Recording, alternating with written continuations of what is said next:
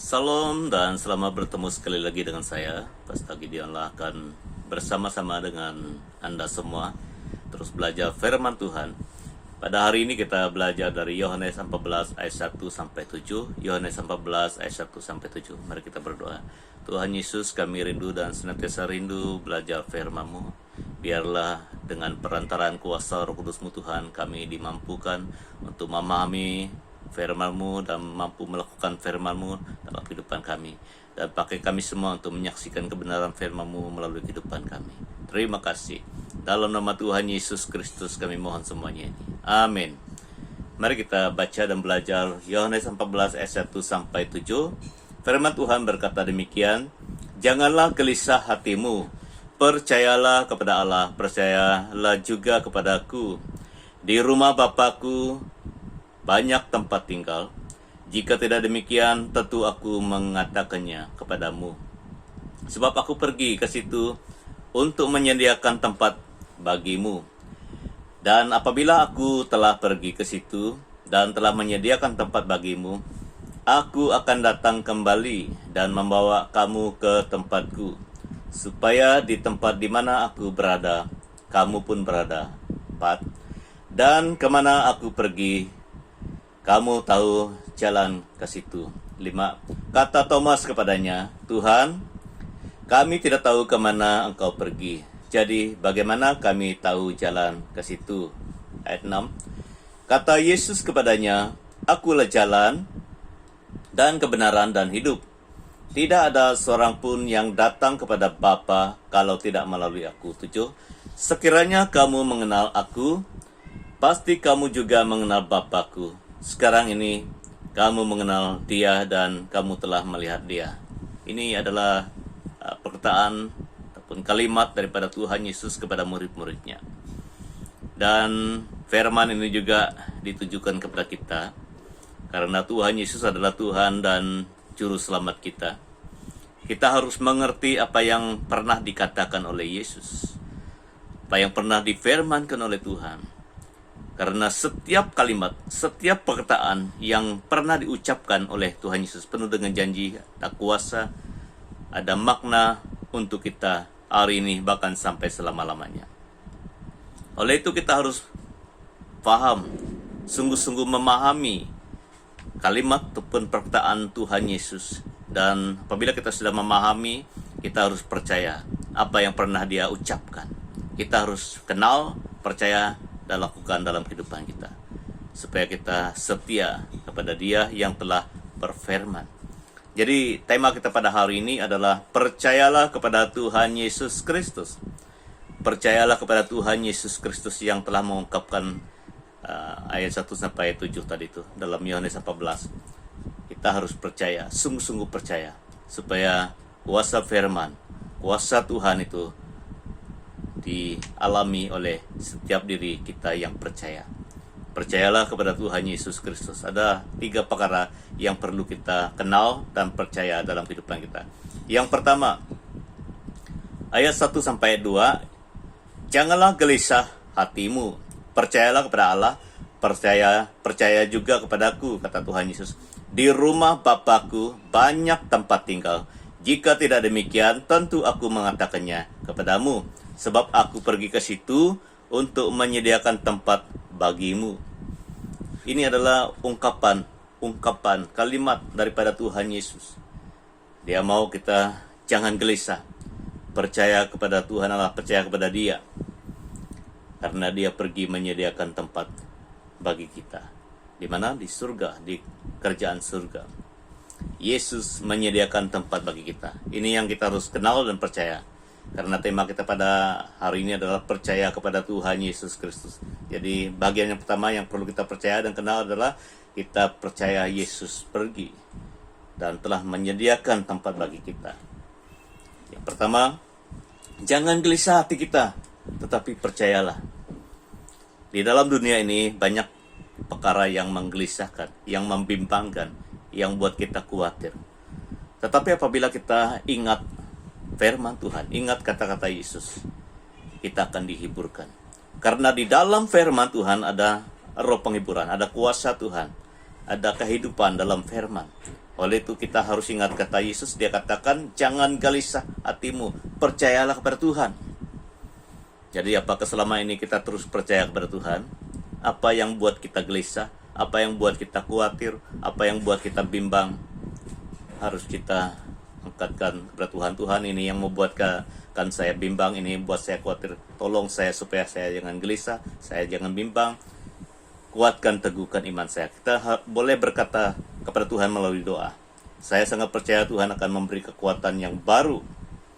Seperti mana Tuhan memberi dorongan semangat kepada Paulus waktu dia berani bersaksi di Yerusalem. Kisah para Rasul 23 ayat 11. Kisah para Rasul 23 ayat 11. Tuhan menampakkan diri kepada Paulus. Seperti mana engkau berani bersaksi bagiku di Yerusalem, demikian juga harus engkau berani bersaksi bagiku di Roma. Dia memberi semangat. Demikian juga Yusuf, tunangan kepada Maria.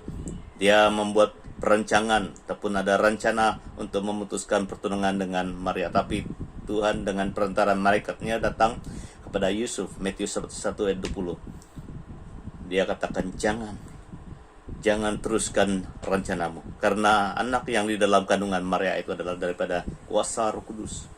Melalui anak itulah umat manusia diselamatkan. Ada penghiburan, ada kekuatan, semangat baru yang Tuhan berikan.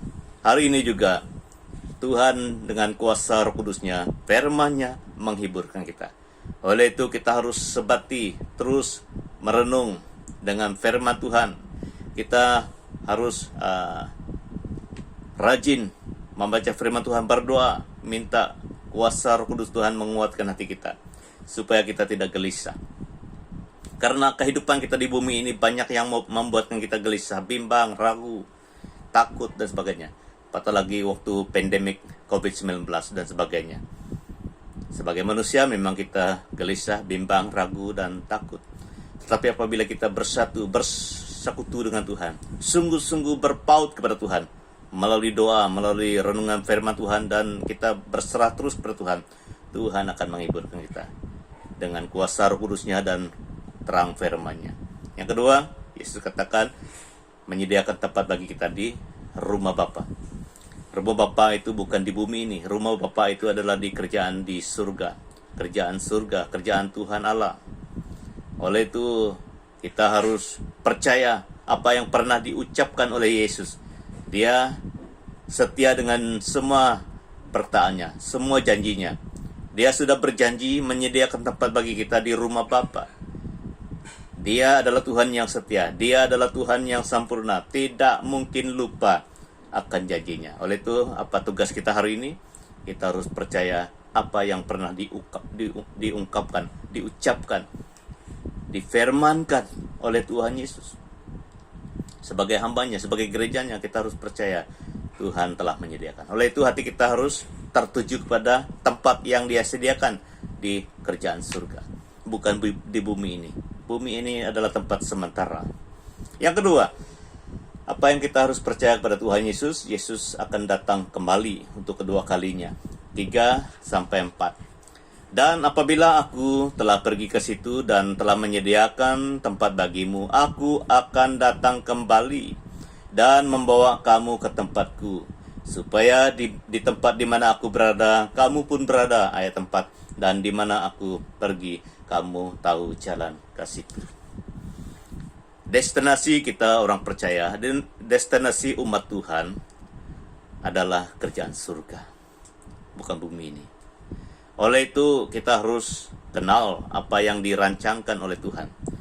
Kita harus sungguh-sungguh kenal, karena Dia sudah merancang sesuatu yang luar biasa, yang sangat baik, terbaik untuk kita. Dia pergi menyediakan tempat bagi kita dan akan kembali kedua kalinya. Jangan lupa, Yesus Kristus Tuhan kita akan datang kedua kali menjemput kita. Kalau kita awal dipanggil Tuhan, puji Tuhan, kita sudah sampai ke tempat itu dengan awal. Tetapi masanya kita dipanggil Tuhan kita tidak tahu. Oleh itu kita harus siap sedia. Hati kita harus arahkan kepada janji Tuhan. Dia pasti datang untuk kedua kalinya. Waktunya kita tidak tahu. Yang tahu adalah Tuhan Allah. Apa tugas kita untuk menantikan kedatangan Tuhan? Kita harus sungguh-sungguh kuatkan iman kita dengan firman, dengan persekutuan kita, ibadah dan sebagainya bersama dengan orang-orang percaya. Yesus akan datang kembali bawa kita pulang ke tempatnya di surga.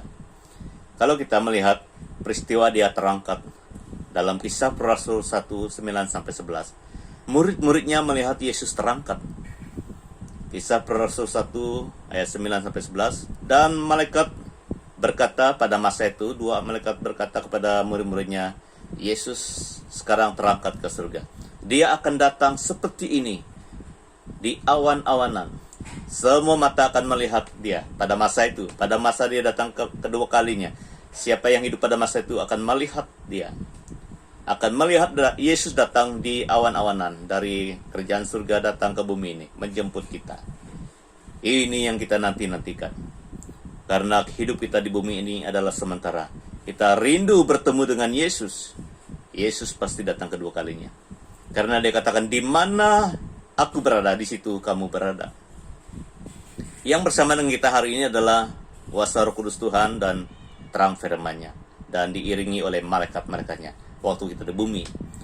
Jadi tujuan Tuhan bukan di bumi ini. Tujuan Tuhan adalah di kerjaannya di surga. Apabila dia datang, dia akan membawa kita yang percaya bersama dengan dia di kerajaan di surga. Seperti yang diceritakan dalam Matius 25:31-39. Dia akan mengumpulkan semua orang percaya diam dan hidup bersama dengan dia.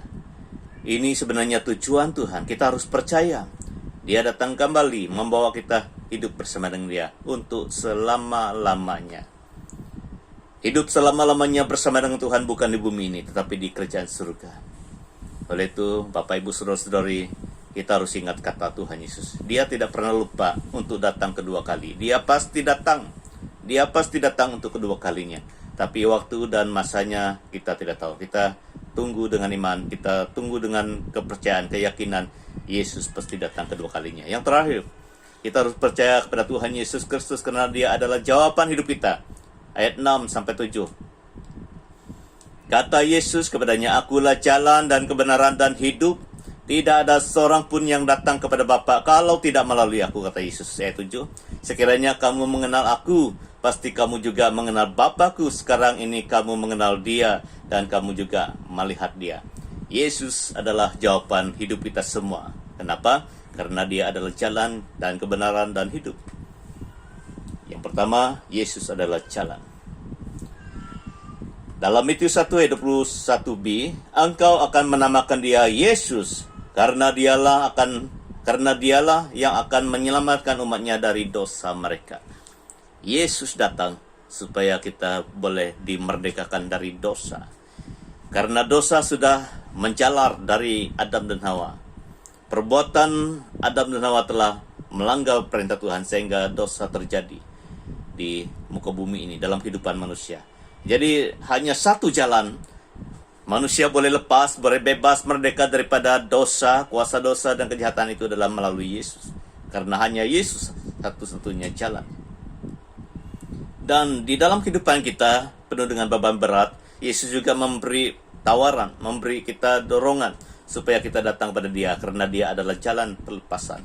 Dalam Matius 11 ayat 28, marilah semua yang letih lesu dan berbeban berat, aku akan memberi kelegaan, kata Yesus. Hanya Yesus, hanya Tuhan Yesus yang berjanji, yang mampu memberi kelegaan kepada kita yang mempunyai beban berat dan masalah sebagainya.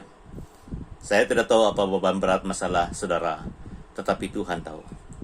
Tugas kita adalah kita datang pada dia melalui doa.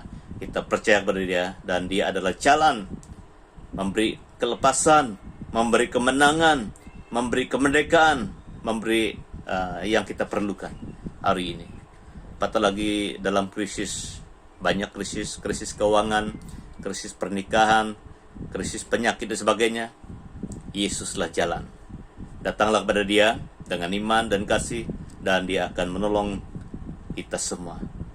Dan manusia tidak boleh menolong kamu, hanya Yesus sebagai jalan yang boleh menolong kita semua. Yang kedua, kita percaya kepada Tuhan Yesus karena dia adalah jawaban hidup kita. Kenapa Yesus menjadi jawaban hidup kita? Karena dia adalah kebenaran. Ayat Yohanes 8 ayat 32, dan kamu akan mengetahui kebenaran, dan kebenaran akan memerdekakan kamu. Kebenaran itu adalah firman. Firman itu adalah Yesus. Yohanes 1:1-4. Pada mulanya adalah firman. Firman itu ada bersama dengan Allah. Dan firman itu adalah Allah sendiri, Tuhan Allah sendiri. Dan firman itu adalah kebenaran. Apabila kita mengenal Yesus, bersekutu dengan Yesus, kita mengenal kebenaran. Kebenaran itu akan memerdekakan kita. Dunia ini penuh dengan penipuan, penuh dengan dosa, penuh dengan kejahatan. Tetapi apabila kita memiliki Yesus dalam hati kita, kita dimerdekakan. Kita dilepaskan karena Yesus adalah kebenaran yang membebaskan manusia daripada kejahatan dan sebagainya. Banyak kebenaran yang diangkat oleh manusia, tapi itu tidak kebenaran yang sejati. Kebenaran yang sejati, yang sungguh-sungguh kebenaran, itu adalah daripada Tuhan Yesus Kristus. Itulah dalam Matius 5 ayat 6 katakan, berbahagialah orang yang lapar dan haus akan kebenaran, karena mereka akan dipuaskan. Matius 5 ayat 6. Berbahagialah orang yang lapar dan haus akan kebenaran, karena mereka akan dipuaskan. Jadi luar biasa firman Tuhan, luar biasa Yesus. Dia dapat memuaskan, memberi kelegaan kepada kita kalau kita mengenal kebenaran itu. Jadi apa tugas kita? Kita harus lapar dan haus akan kebenaran, lapar dan haus akan Tuhan, lapar dan haus akan hadirat Tuhan. Tuhan akan memberi kita kepuasan dan sukacita. Kepuasan itu merangkumi banyak perkara. Damai sejahtera, sukacita itu adalah kepuasan. Banyak orang mencari kepuasan di dalam dunia ini, dari hiburan dan sebagainya, tidak akan tercapai. Tetapi apabila kita mengalami kebenaran Tuhan, mengalami Tuhan, pribadi Tuhan sendiri melalui firman-Nya, ada kepuasan. Hidup kita ada kesegaran, ada kekuatan baru, seperti burung Raja Wali yang terbang tinggi walaupun ada badai, tetapi tetap kuat melawan badai. Itu adalah hidup kita di dalam kebenaran Tuhan. Ada kepuasan. Ingat Matius 5 ayat 6, katakan, berbahagialah orang yang lapar dan haus akan kebenaran, karena mereka akan dipuaskan. Hanya kebenaran itu yang memuaskan hidup kita. Yang terakhir pada hari ini, Yesus adalah jawaban hidup kita, karena Yesus adalah kehidupan. Selain daripada jalan, yang kedua kebenaran, yang ketiga adalah kehidupan, sumber hidup. Dari mula kita sudah mendapat hidup daripada Tuhan. Nafas ini adalah Tuhan punya, kepunyaan Tuhan, bukan kepunyaan nenek moyang kita. Nafas ini adalah kepunyaan Tuhan. Ada dua kehidupan dalam diri kita, secara roh dan juga jasmani. Manusia yang telah berbuat dosa dan tidak percaya itu masih mati secara rohani, walaupun tubuhnya hidup. Tetapi Yesus adalah jalan bagaimana roh kita dihidupkan. Roh kita dihidupkan di mana kita bebas lepas daripada dosa. Karena Yesus adalah jalan untuk itu. Itulah dia menyatakan dalam Yohanes 11 ayat 25. Jawab Yesus, akulah kebangkitan dan hidup. Barang siapa percaya kepadaku, ia akan hidup walaupun ia sudah mati. Bukan hidup secara jasmani saja, tapi hidup secara rohani. Itu yang tujuan utama Tuhan. Itulah dia rela mati bagi kita karena dia mau menghidupkan roh kita. Karena dunia roh kita pada mulanya terikat dengan kejahatan, dosa dan sebagainya. Apabila kita terima Yesus, Yesus memberi kehidupan secara roh dan kelimpahan. Kita akan mengalami sesuatu yang baru, kehidupan yang baru daripada Tuhan. Dicipta baru dalam Tuhan melalui roh kita. Itulah Yesus berkata kepada Nikodemus, engkau harus lahir kembali dari dalam hati. Karena Nikodemus, walaupun dia sudah kenal Taurat, pemimpin agama orang Yahudi, tetapi dia perlu dibaharui dari dalam hati. Roh dia harus dibaharui, perlu mengalami kehidupan yang baru daripada Tuhan. Semua kita perlu kehidupan itu yang daripada Tuhan, secara rohani dan juga jasmani kita. Hari-hari ini banyak yang membuat kita bimbang, ragu dan juga tercabar. Tetapi apabila kita percaya kepada Tuhan Yesus, sambut Yesus sebagai Tuhan dan Juru Selamat kita, kita akan diberi kehidupan itu. Oleh itu, tepatlah tema kita pada hari ini, percayalah kepada Tuhan Yesus, karena Yesus menyediakan tempat bagi kita di surga. Yang kedua, dia akan datang kembali. 3-4. Yang terakhir, Yesus adalah jawaban hidup kita semua. Mari kita berdoa. Tuhan Yesus, terima kasih karena Engkau adalah jawaban hidup kami. Engkau adalah sumber kemenangan dan kekuatan kami. Tolong kami semua dengan perantaran kuasa Roh Kudus-Mu dan terang firman-Mu Tuhan, agar kami terus percaya kepada Engkau. Engkau adalah sumber pertolongan pengharapan hidup kami. Terima kasih, berkati sisa hidup kami seterusnya. Di dalam nama Tuhan Yesus, kami mohon semuanya ini. Amin. Maju terus dalam Tuhan Yesus. Haleluya. Haleluya.